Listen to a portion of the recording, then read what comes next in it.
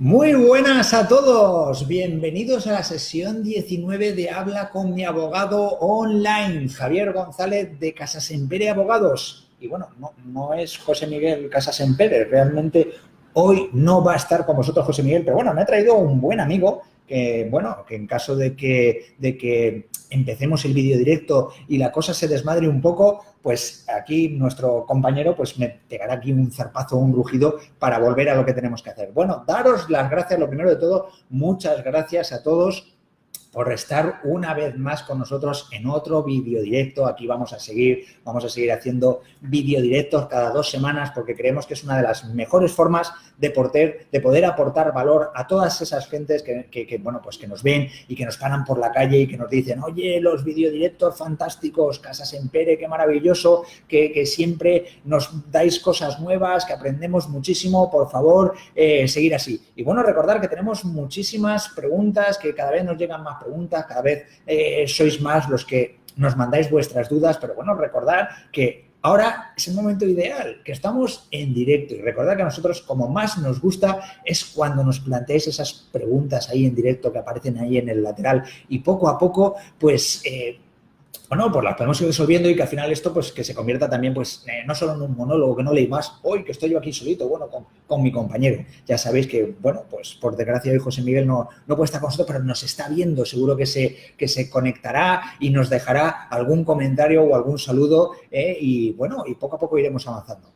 Bueno, yo creo que decidme, por favor, si nos estáis viendo, si se escucha bien, si se ve bien, se escucha, para que vayamos arrancando, empecemos con las preguntas. Recordar que nos podéis enviar preguntas a través de correo electrónico, enviándolo a info@casasempereabogados.com, a través de nuestro WhatsApp, que lo podéis enviar al 627532798, por Messenger, por paloma mensajera, de aquellas todas formas, bueno, en la calle cuando nos paráis y nos decís, oye, tengo estas dudas, tengo estas preguntas, por favor, resolverla en el vídeo directo, que es muy importante. Y hoy tenemos, pues la verdad que bastantes novedades. Se escucha perfectamente, muchas gracias, Jorge, maravilloso que se escuche perfectamente porque lo importante, ya lo decimos muchas veces, bueno, ya sabéis que ahora en el horario de verano lo vamos a ir haciendo a las 13 horas, perdonadnos y disculparlos porque no lo pudiéramos hacer ayer, pero bueno, hubiéramos tenido que transmitir desde los juzgados de lo penal y, bueno, no era posible, todavía no nos han dado permiso para hacer una conexión en directo, pero bueno, no lo descartamos, a lo mejor en algún momento más adelante pues lo iremos viendo, incluso desde los juzgados conectaremos cuando haya circunstancias que creamos que son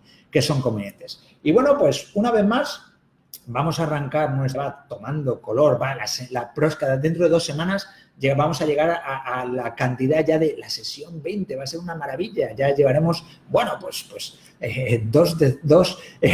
20 sesiones, una auténtica maravilla. Bueno, vamos a empezar con la primera pregunta porque si no me voy a enrollar y no avanzamos.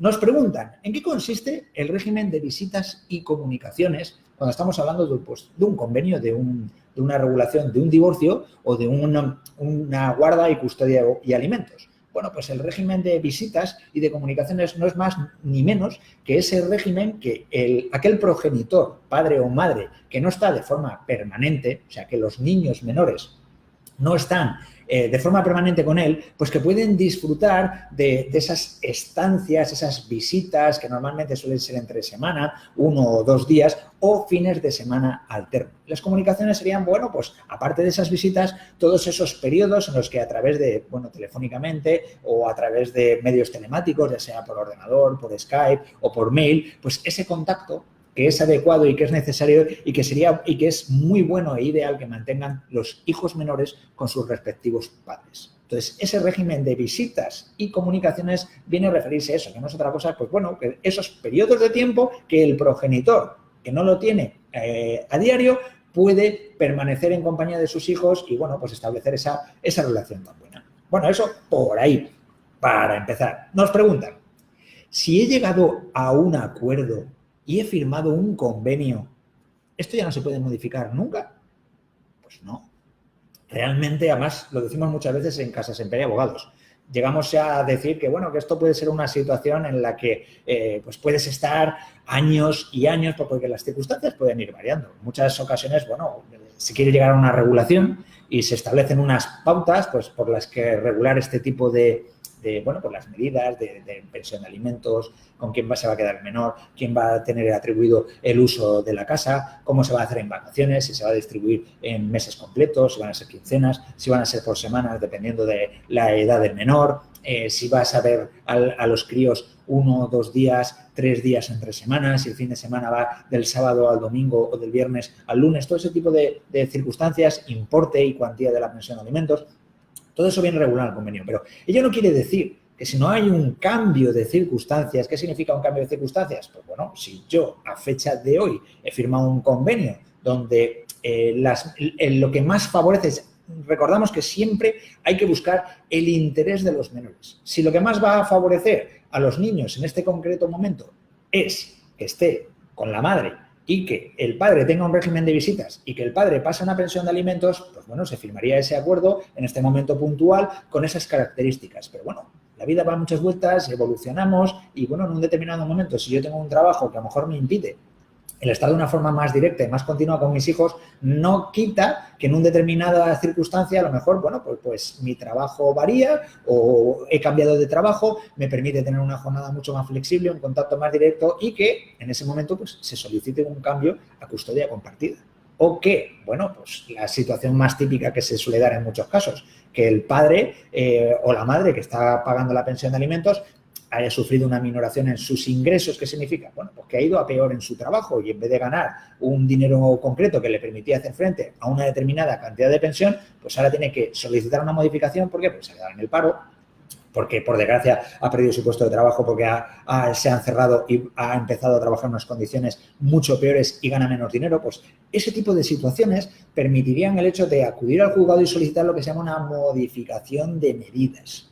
Siempre, bueno, pues siempre hay que justificar la variación entre la situación que había en el momento en el que se firmó o se alcanzó esa sentencia o ese acuerdo por el que se regían esas concretas circunstancias y la nueva situación actual. Si la nueva situación actual pues justifica que hay que cambiarlo, se puede cambiar. Y esto, a lo mejor me decís, ¿y esto cada cuándo se puede estar haciendo? Bueno, pues va a depender. En ocasiones a lo mejor lo lógico y lo normal es que uno no le cambien las circunstancias de forma excesivamente, de forma sustancial, como dice la ley, pues no suele ocurrir de una forma en cortos espacios de tiempo. Normalmente pues se suele hablar de que menos que una anualidad para que haya un cambio, tiene que ser una situación prolongada. No vale que sea una situación puntual porque de repente, oiga, mira, es que he tenido un problema en el trabajo, me han dejado de pagar 1 o 2 mensualidades y ya tengo que solicitar la rebaja de la pensión de alimentos. No, tiene que ser una situación que realmente haya sido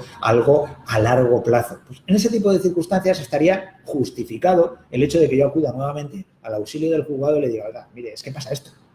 Es que me he quedado en el paro y gano la mitad de lo que ganaba. Entonces necesito cambiar la pensión de alimentos tal cual estaba establecida en ese momento. Siempre que justifiquemos y acreditemos que hay ese tipo de cambios que podría posibilitar el ir al juzgado, pues nos daría ese juego. Y, bueno, y podríamos pedirlo y podríamos solicitarlo. Vamos bien, ¿verdad, León? No la estamos... Vamos bien. Es que se echa de menos, aunque no lo creáis, echo de menos que no esté aquí a mi lado José Miguel interactuando porque creo que se hace mucho más ameno. Pero bueno, las circunstancias mandan en estos momentos. Hay que hacerlo de esta manera y en Casa Semperia Abogados, ante todo, nos debemos aportar valor, a continuar contestando las preguntas que nos llegan y, sobre todo, bueno, a que se vaya circulando el contenido y porque nuestra palabra es ley, nos hemos comprometido a hacer estos videodirectos y aquí estamos, al pie del cañón, dándole, pues bueno, aportando ese valor. Bueno, ¿qué otra pregunta nos han preguntado? Nos preguntan, ¿qué es el régimen económico del matrimonio? Bueno, pues el régimen económico del matrimonio no es ni más ni menos, pues, como su nombre indica, cómo se va a regular económicamente, pues, el matrimonio cuando se contrae ese matrimonio, ¿cómo se va a regir? Bueno, normalmente tenemos, lo que más conocemos todos es el régimen de gananciales y el de separación de bienes. El régimen de gananciales no es ni más ni menos que, bueno, que el matrimonio hace como un fondo común. Se casan y a partir de ese momento todo lo que entra, los ingresos que entran independientemente del cónyuge o, bueno, una de las partes del matrimonio, porque ya sabéis que intentamos siempre pues no decir palabrejas, una de las partes del matrimonio todo el dinero que trae pues se distribuye en común, o sea, iría a un fondo común y todo lo que se compra, todo lo que se va ampliando en ese matrimonio, pues se mete en un fondo común y sería de ambas partes. Y al contrario, la separación de bienes significaría pues al revés, que ahí cada uno mantiene su independencia. Son como dos patrimonios completamente estancos, cada uno con su salario es propio y personal y cada uno lo que compra se queda en su patrimonio, con lo que llegado el momento, si hay una ruptura o una separación, cada uno aporta lo que aportaba y cada uno sale de ese matrimonio pues con lo que haya generado de forma individual. Y nos preguntan, ¿y cómo se puede hacer para cambiar de un régimen a otro? Bueno, pues algo muy sencillo, tan simple como lo que se llaman capitulaciones matrimoniales, que no es ni más ni menos que una declaración en notaría diciendo, a ver, oiga, si el régimen ordinario en territorio español es el de gananciales con sus excepciones en determinadas comunidades autónomas, pero vamos a hablar de la generalidad para que sea más claro, pues lo que hago es ir al notario y decir, oiga, mire, yo y mi señora, que estamos casados en gananciales, a partir de esta fecha que vengo aquí a la notaría, lo que queremos de verdad es cambiar de régimen. Si estábamos en gananciales, pues queremos pasar a capitulaciones. O, bueno, incluso antes de contraer matrimonio, se puede ir a notaría y solicitar que el matrimonio se va a regir por capitulaciones, perdón, por separación de bienes y se hace la escritura de capitulaciones. Nada, una escritura muy sencillita que se inscribe en el registro y con eso ya pues quedaría acreditado el cambio de régimen económico y a partir de esa fecha pues cómo se va a distribuir la economía de la familia. Ni más ni menos, creo que es pues algo que queda bastante explicadito y bastante sencillo. Nos preguntan también, ¿qué es la formación del inventario cuando estamos queriendo hacer una liquidación del régimen de gananciales? Bueno, por la formación del inventario no es más ni menos, pues como su nombre indica, un inventario de bienes. Lo que hay que hacer es determinar qué bienes conforman lo que es el patrimonio de ese conjunto de la sociedad de gananciales. Todo lo que ese matrimonio ha conseguido en común. Ni más ni menos todo lo que sería, pues desde bienes inmuebles, bienes muebles como podrían ser vehículos, motocicletas, después cuadros, obras de arte, dinero en cuentas comunes, derechos de crédito, si tienen arrendamientos o alquileres en conjunto, acciones, todo lo que tuvieran. Y a la vez eso sería el activo y por otro lado estaría el pasivo, deudas, como pueden ser pues las hipotecas por la compra de las viviendas o podrían ser deudas porque tengan préstamos garantizando ambos, todo lo que haya. O sea, de lo que se trata es de sacar, por un lado, todo lo que constituye, que suma, y por otro lado, todo lo que resta. ¿Por qué? Porque en el inventario después lo que se va a conseguir es sacar el neto, que es la resta entre los bienes y los gastos o deudas. Y entonces saldría lo que se llama legalmente el patrimonio neto, que es, bueno, pues lo que después vamos a distribuir. Pues si estamos en gananciales, le corresponderá a cada una de las partes del matrimonio la mitad de esos bienes. Pero para hacer ese reparto, primero hay que inventariar. Y de ahí el que se llame, bueno, pues la formación del inventario. Que, bueno, pues esto pues se puede hacer de dos formas. Como en todo en esta vida, lo podemos hacer a las buenas y sin discusiones, ponernos de acuerdo, cada uno con su correspondiente abogado y debidamente asesorado. Y después, bueno, pues se podría hacer la liquidación de los gananciales en una notaría, detallando todos pues, los bienes que consideramos que conforman pues, ese patrimonio del matrimonio. ¿Dónde suele haber las pegas? Pues porque hay veces que se suelen venir los problemas porque no, este bien no es ganancial, este bien es privativo, no es que este no es no forma parte de la sociedad de gananciales porque era de una donación, era de una herencia. Y bueno, y en la mayoría de los casos, y aprovecho para conectar con otra de las preguntas que nos suelen hacer habitualmente, y es, bueno, ¿qué pasa? ¿Qué pasa con la vivienda familiar? Porque claro, la vivienda familiar, si ha sido comprada a plazos, ¿qué significa? Pues lo típico, lo habitual, un matrimonio joven, enamorados, se conocen, quieren formar su vida en común, bueno, ya, ¿y qué hacen? Bueno, pues compran una casa y la hipotecan y la pagan a plazos. Bueno, el régimen general establecería que el primer pago determinaría si ese bien se considera privativo o ganancial. Si el pago ha sido inicial, bueno, lo he comprado yo de forma privativa, lo he pagado con dinero privativo, debería de ser privativo, aunque los sucesivos pagos se hicieran aplazados. Y al revés, si nos hemos casado y lo hemos comprado en gananciales y el primer pago ha sido en gananciales, debería de ser ganancial. Bueno, pues con la vivienda privativa, pues hay una excepción en ese caso. Aquí, bueno, pues en función hay que valorarlo y podría ser que nos viéramos en una situación donde parte de la vivienda fuera privativa y una parte de esa propiedad fuera también ganancial. Entonces, cuando llegamos a la liquidación de los gananciales es donde vienen un poco esas problemáticas y esos, bueno, pues el conflicto. Porque recordar que normalmente, bueno, pues cuando estamos hablando de los divorcios, de las separaciones, pues bueno, donde hubo amor, ahora entra un poco el conflicto y el odio. ¿Y qué ocurre? Pues donde antes nos entendíamos, hablábamos de maravilla y todo era, bueno, vamos a hacerlo sin conflictos, sin problemas y de maravilla, pues ahora viene pues toda la problemática de que pues que no estamos de acuerdo.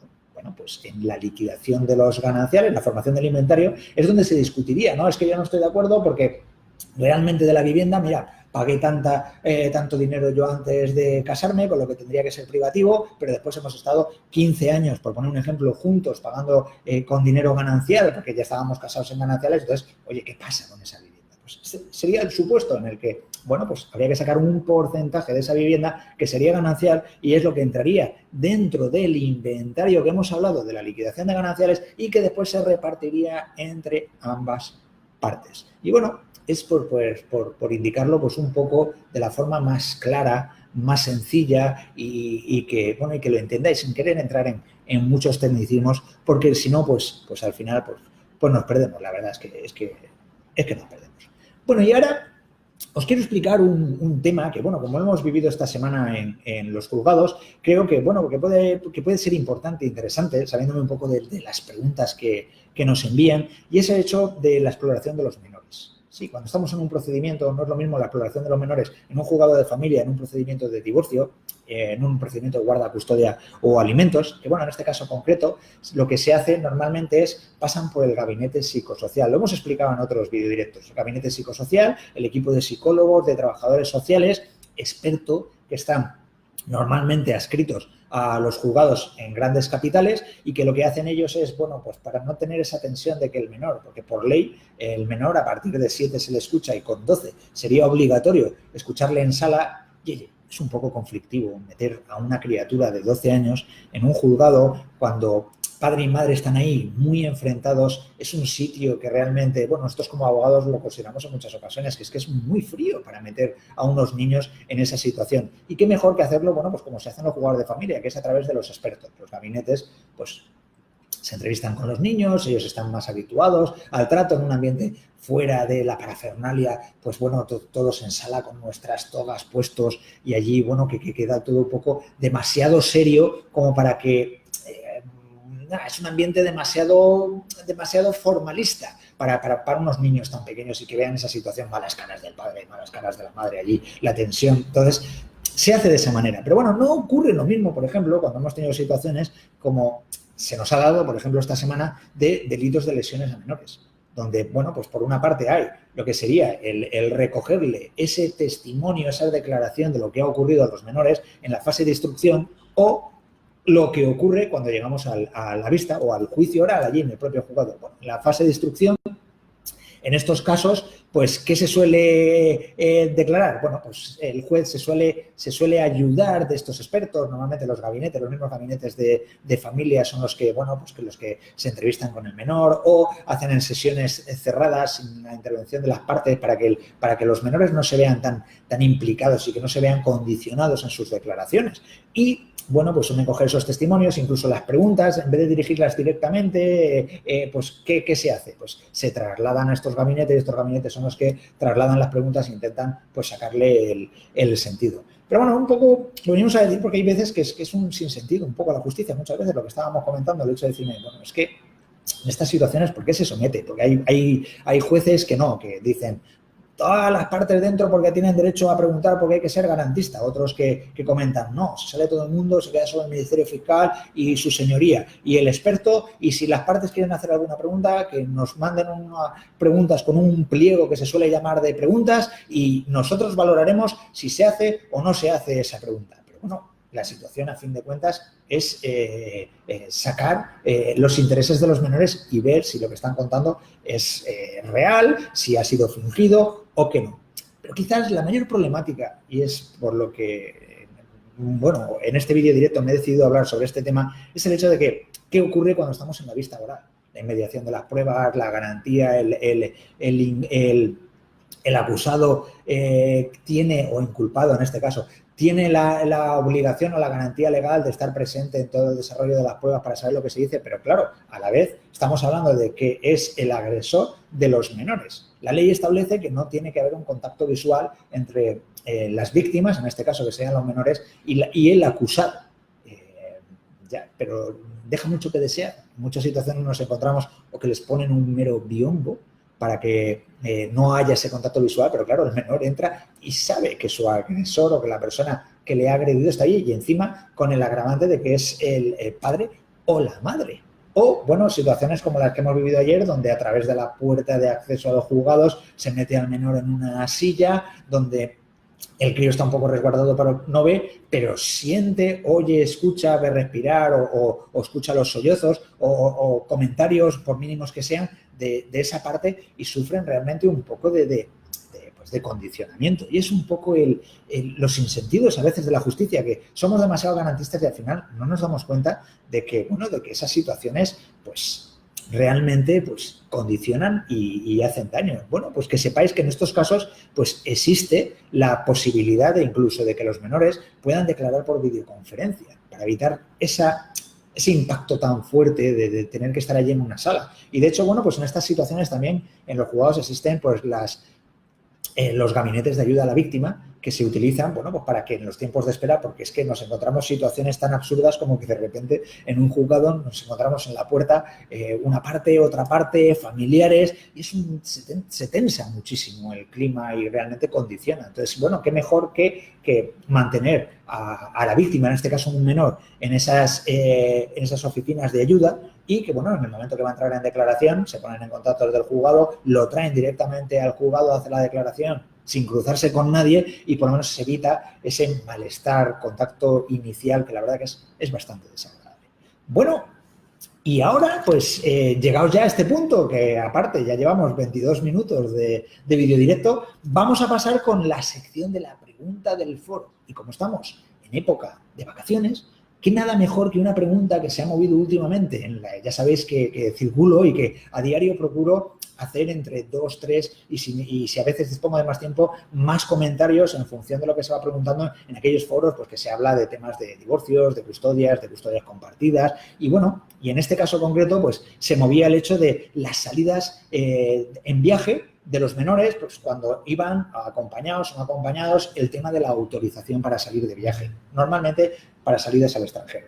Bueno, pues en ese caso se planteaba, ¿no?, un poco esa problemática, si era necesario, si no era necesario, cómo se podía hacer o regular. Bueno, lo primero de todo, hay que ver la sentencia, hay que acudir primero a la sentencia o al convenio regulador, porque en muchos supuestos se ha podido pactar, de hecho, con mayor frecuencia ya se hace para evitar este tipo de situaciones. Ante todo, vamos, con carácter previo a resolver esta cuestión, decir que las salidas al extranjero es un tema de patria potestad, no de guarda y custodia. ¿Qué significa? Oye, en esta circunstancia no es un tema delicado, de inminente necesidad o de un día a día, no, es un tema de que, bueno, que el menor a lo mejor por viaje de estudios se va a desplazar al extranjero o, bueno, en un periodo vacacional es que he decidido hacer un viaje y quiero sacarlo al extranjero. Bueno, pues en este caso concreto, como la patria potestad es compartida, se necesita la autorización de ambos padres. Y para ello, bueno, pues como estaba diciendo antes, lo primero es acudir a la sentencia o al convenio regulador. ¿Por qué? Porque en la sentencia se puede haber establecido que ya se da esa autorización, que siempre que, se suele poner, siempre que uno de los menores viaje acompañado de uno u otro padre, que se entiende que la otra parte ha concedido esa autorización. ¿Qué hay que hacer? Pues viajar, evidentemente, con la sentencia. Ojo, con el testimonio literal. ¿Qué es? Palabrejo, el testimonio literal. Pues es esa copia que el secretario del juzgado ha firmado y ha certificado diciendo esta copia es fiel, transcripción y literal de la existente y dictada por este juzgado. Y lo firma. Es una fotocopia en el que una especie de compulsa en el que se dice de que esa sentencia es válida. Bueno, pues con esa documentación tú ya tienes acreditado, uno, que eres el progenitor, habría que llevar el libro de familia, los documentos nacionales de identidad para poder acreditar la relación de parentesco y justificar que, bueno, uno, que tengo la guarda y custodia y la patria potestad y, aparte, que hay una autorización y que es válida. Si no tenemos esa autorización, hay que conseguir esa autorización. ¿Y cómo se hace? Pues tan simple como con un modelo escrito. De hecho, incluso si se teclea en Google permiso salida al extranjero, veréis que en muchas ocasiones, bien a través del Ministerio de Asuntos Exteriores, bien a través de oficinas consulares o la propia Guardia Civil, tienen un modelo establecido donde se rellenan los datos, quién es el cónyuge, quién es un cónyuge, quién es otro cónyuge, el menor, por qué condición tienes atribuida la guarda o custodia o que vas a autorizar, la salida, el viaje, todo lo que se autoriza. Y es tan fácil como, bien, sellarlo en los propios puestos de la Guardia Civil, en una comisaría de policía, en una notaría dar fe de que es real, de que existe esa autorización y que se ha acreditado, y con esa documentación ya podría salir de viaje. ¿Por qué? Porque sí es cierto que existe una regulación a nivel internacional que vigila las salidas al extranjero de los menores. ¿Por qué? Porque se pueden dar casos de supuestos donde, bueno, sin tu consentimiento, algún familiar, como se han dado en muchas situaciones, pues ha cogido al menor y se lo ha llevado. Entonces, bueno, que sepáis que en cualquier momento, si estáis viajando con vuestros nietos o con vuestros sobrinos o con vuestros propios hijos, que sepáis que en el control de fronteras un agente os puede parar y os puede decir que acreditéis que realmente existe ese consentimiento por parte de ambos padres para poder sacar al menor. Ojo, sí que es cierto que en territorio europeo en muchas ocasiones, bueno, pues cuando viajan con padre o madre, pues se suele ser más laxo, pero que sepas que te puede ocurrir. Esto es como los controles del aeropuerto que pitas, te hacen el control rutinario por ver si llevas explosivos y si llevas sustancias y determinadas cosas, pues esto puede tocar. Entonces, no es moco de pavo, hay que saberlo. Siempre, como decimos en Casas Imperia Abogados, hay que ser garantistas. Vale más pasarse por exceso que no llegar. Entonces, ante todo, lo mejor es formulario de autorización, contar con la otra parte, tenerlo debidamente firmado por ambas partes y acreditar, darle formalidad a través de como hemos dicho, una comisaría de Policía Nacional, el cuartel de la Guardia Civil, en una notaría, incluso en el ayuntamiento, el secretario judicial podría dar fe, o en el propio juzgado, el secretario letrado de la administración del juzgado también puede dar fe de la validez de esa autorización. Con ese documento tú ya, tu sentencia y tu libro de familia y tu documento de identidad y los billetes de avión, tienes todas las garantías y toda la tranquilidad para viajar y salir sin ningún tipo de incidente o de problema. Y bueno, creo que esto es interesante para que, bueno, que aquellos que estéis pensando en salir de vacaciones, que sepáis lo que tenéis que hacer si no queréis tener el follón.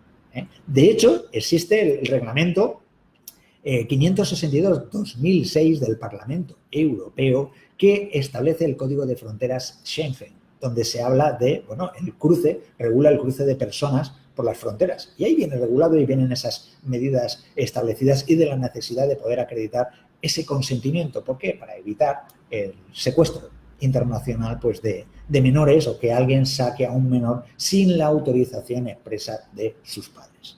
Y con esto enlazo con la otra sección de nuestros videodirectos, que es la noticia de la semana. Bueno, una noticia que, bueno, en este caso concreto, en este videodirecto, pues queremos hacer un poco un llamamiento al caso de Domingo Expósito, ese malagueño de Fuengirola, que, bueno, que fue asesinado en el año 2014 en Argentina, cuando, bueno, llevaba ya un periplo de varios años. Desde el año 2010, la que había sido su exmujer había cogido a su hija menor, África, en aquel entonces con 7 años, y se la habían llevado sin su autorización a Argentina a residir. Bueno, este padre inició una contienda judicial donde, bueno, consiguió de los juzgados que le dieran la guarda y custodia porque había sido una sustracción internacional. De hecho, continúa todavía pendiente, y se iba a celebrar el día 10, una vista donde los abuelos paternos querían conseguir la guarda y custodia por entender que, bueno, que la situación actual de la menor no era la más adecuada y querían que se les atribuyera la guarda y custodia. ¿Qué ha pasado? Bueno, pues que el día 10 se suspendió esa vista porque el abogado de la madre ha aportado, pues, un recurso diciendo que no son competentes los juzgados de España. ¿Y por qué queremos destacar hoy esta noticia o consideramos que es de interés? Bueno, pues por lo que hablamos siempre, los sinsentidos de la justicia. desde el año 2010. En el año 2014, este hombre que fue asesinado en Argentina cuando quedaban 4 días, porque ya había conseguido, tanto en España, que se le atribuyera la guardia y custodia, como que los juzgados de Argentina reconocieran la validez de esa guardia y custodia y habían requerido a la madre para que entregara a la menor, y cuando le quedaban 4 días de plazo para otorgarle a la niña, el padre que había viajado a Argentina, bueno, pues la pareja actual de su exmujer le pegó varios tiros y lo asesinó. Entonces, bueno, pues hablando del espacio Schengen, ¿cómo queda ahora la validez de la orden? Bueno, pues eso es un tema que, como estamos aquí acabando, habría que verlo con mucho detenimiento, y si me permite, Jorge, lo que vamos a hacer es, lo comentaremos en la siguiente sesión, porque ya sabes que no queremos que esto se extienda, y sí me gustaría terminar antes de cerrar la conexión de hoy con el tema de la noticia que estábamos comentando. Vuelvo donde estaba. Bueno, en este caso concreto se le había requerido a través de los juzgados de Argentina a la madre para que diera a la menor, y ante su negativa, bueno, pues la iba a tener que reintegrar, y justo 4 días antes pues lo asesinaron. De hecho, se la condenó en Argentina por el asesinato, condenada a 14 años de cárcel, que después en una posterior revisión de sentencia ha quedado absuelta, está otra vez en vías de recurso, bueno, un sinsentido. ¿Qué veníamos diciendo con esta noticia? Pues el hecho de que, bueno, por un lado, la lentitud de la justicia. Nos suceden montones de situaciones a lo largo de la vida que, por desgracia, la justicia, siempre lo decimos, va todavía de una manera muy lenta, en triciclo, y a veces parece que va hasta sin ruedas, cuando, bueno, pues son temas que deberían de tener pues una respuesta más inmediata. La vida actual es digital, es muy rápida, necesitamos que las cosas se vean con mayor prontitud, y sin embargo, pues bueno, situaciones como esta, donde ya han pasado 4 años desde el fallecimiento del padre, 4 años en los que, bueno, pues que esta niña menor está residiendo ahora mismo con la abuela materna, y que, bueno, ni con madre ni con padre. Después, por otra cosa, ¿qué queremos? Pues la necesidad de que se armonicen, de que se globalicen las normas. Un poco lo que nos estaban preguntando. El hecho de que, bueno, todos los países quieren mantener sus fronteras, su independencia, su normativa, y a veces chocan esas coordinaciones. Bueno, en nuestro caso concreto en Europa, con el espacio Schengen, con los tratados y los acuerdos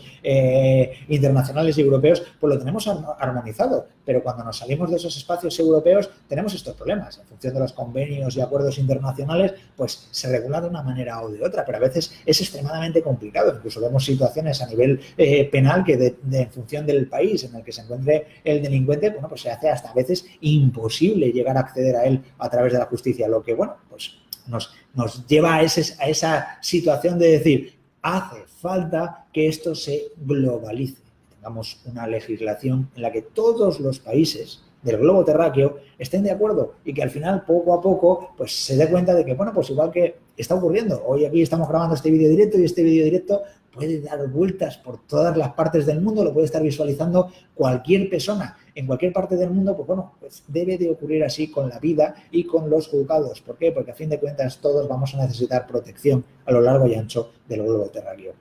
Bueno, y por último, pues para la reflexión, el hecho de, bueno, pues el sinsentido de las personas en muchas ocasiones.